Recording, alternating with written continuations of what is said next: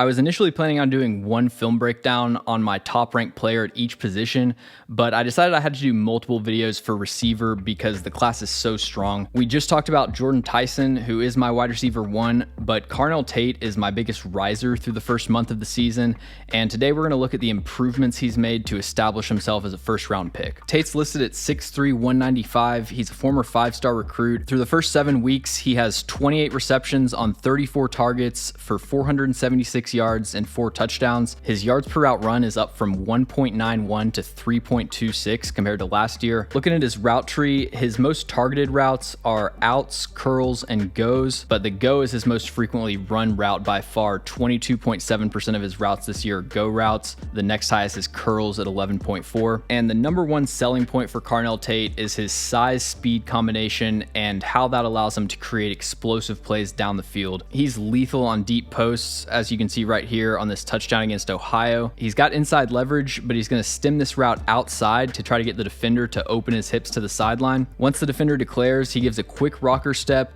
explodes off of that, and crosses his face. The DB isn't able to speed turn and keep up with him vertically, so he gets a touchdown. Going back to his 2024 tape, which I wasn't a huge fan of, that was kind of the one thing you could bank on with Carnell Tate, is he runs a nasty deep post. Probably his best rep from last year is this touchdown against Nebraska. Again, you see he just explodes off the rocker step. So much immediate separation he creates in just a couple steps. This is the kind of thing where Tate's really going to make his money in the NFL, but he'll add some more branches off of this one route. If we look at the Minnesota game in week 6, he's going to fake the deep post. That one step with the inside foot is enough to turn the DB's hips. He's seen that deep post on tape all week, so that's the first thing that he's worried about. And then so smooth out of that route fake to climb past him, several yards of separation. This play against Texas, he stacks the press coverage initially. He could probably just run in a straight line right out of the release and still be open, but he gives a quick hezzy to the inside like he's running a deep over. That influences the defender to decelerate, further extends his separation. And one of many improvements from Carnell Tate this year has been at the catch point. It wasn't necessarily a weakness last year, but it's become a true strength. In 2024, he's 7 for 8 on contested targets and doesn't have a single drop. There's been a noticeable development in his coordination and ball tracking skills. Another nice deep route here, stems this inside, pushes the defender towards the hashes, explodes off the outside hip. Again, you see the easy vertical separation and then great job tracking the ball, running under it. This one against Grambling State, the route isn't really worth highlighting because the coverage is so bad. Still an excellent job tracking the ball over his shoulder here though. Another thing that's important to highlight when we're talking about his improved ball skills is what he can do along the sideline. He's made some incredible toe tap receptions, many of which would have been valid in the NFL. I've been very impressed with his sideline awareness and coordination between his hands and feet. This play against Texas will kind of transition us into route running, but it's also a great sideline rep. Good job shifting speeds down the stem here. At the top of the stem when he really accelerates, that does just enough to drive the defender off the break point. Now, I don't think Carnell Tate is the smoothest decelerator, seems to need an extra throttle step or two to really gear down, but the break here is at least clean, and he does a great job working back to the ball, attacks it in the air, drags his feet, gets both of them inbounds. Route running is by far the biggest development that I've seen from Carnell Tate compared to last year's tape. I thought there was a clear lack of attention to detail and precision as a route runner. Too often rounded his breaks, didn't set them up properly. He struggled to get off of press coverage, and when he wasn't the primary read, he was so casual and lackadaisical into his routes. Just an undeniable lack of urgency on love of the game routes. But he's improved across the board as a route runner, and I feel a lot better about him separating from NFL man coverage. This first play, you're going to have to excuse Washington's god-awful all-22 angle. He's basically just this white blur at the top of your screen, but a really nice dig against off coverage here. Threatens that he's breaking outside, forces the defender to open his hips, cleanly crosses his face, good burst out of the break. I think this would probably be the best route on Carnell Tate's tape last year, although there's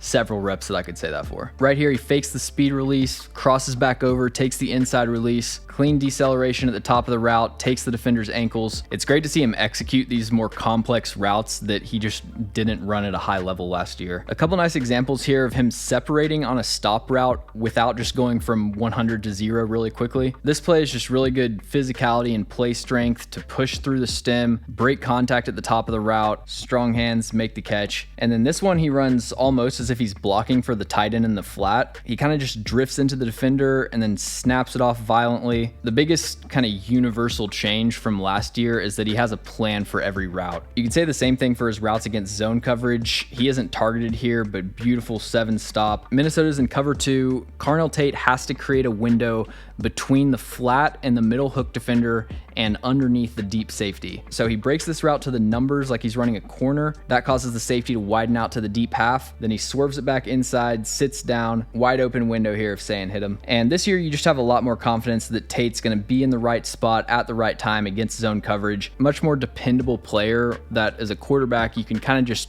target without knowing exactly where he's going to be because you're on the same wavelength. I'd say Tate's biggest weakness at this point is that he isn't very creative or elusive after the catch. Looking at his stats from 2025, the only metric where he isn't close to 90th percentile is yak per reception and missed tackles forced per reception. He does have the speed to run towards open grass, and he can create a big play on a quick slant or a screen, but if he has to make somebody miss or stop on a dime, he just isn't that kind of athlete. This play against Grambling, they throw him the swing pass. He's got 1 DB in the flat, but he can't make a miss and only gets a yard. And then this play is 3rd down. He's wide open on the drag. He has the angle to where he should get a 1st down here easily, but he loses his balance, falls down, and doesn't really get anything after the catch. The final thing I have to mention with Carnell Tate is there is a noticeable step up this year in effort and physicality as a run blocker. Emeka Egbuka passed him the torch, and now Tate is the guy at the point of attack on a lot of Ohio State's biggest runs and screens. It's not like he's been dominant and, getting 5 pancakes a game or anything, but he uses his length well, sustains blocks, and rarely has any whiffs or missed assignments. These are my updated skill ratings for Carnell Tate. I scale these relative to NFL starters, so anything 50 and above is adequate, and the change from summer scouting is the first thing you got to take note of. In pretty much every category, I would say Carnell Tate developed over the offseason. And the few skills that he regressed were honestly just me correcting from misevaluating that skill over the summer. But he's a really good linear athlete. There are some limitations when it comes to deceleration and change of direction. Press coverage was a huge development. It went from probably his biggest weakness to now a strength. With route running, there's room to improve, but he went from having 5 out of 8 categories rated in the 20s or 30s over the summer